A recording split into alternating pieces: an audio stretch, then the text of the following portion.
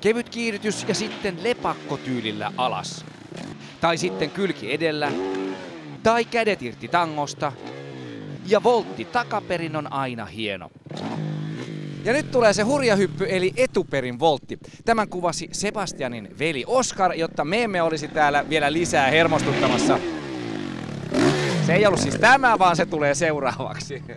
Eli hyppyri nokalla, keula alas ja sitten ympäri. Se oli Suomen ensi-ilta ja maailmallakin vain kourallinen huippukuskeista on uskaltanut kokeilla tuota.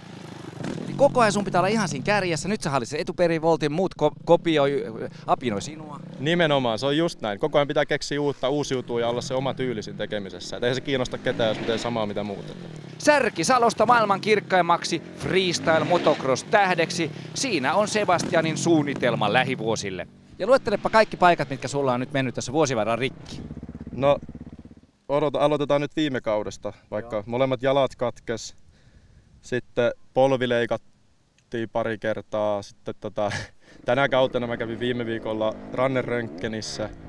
Tiedätkö sä yhtään, miten paljon sun lonkkia ja muita kolottaa, kun susta tulee myös mun ikäinen?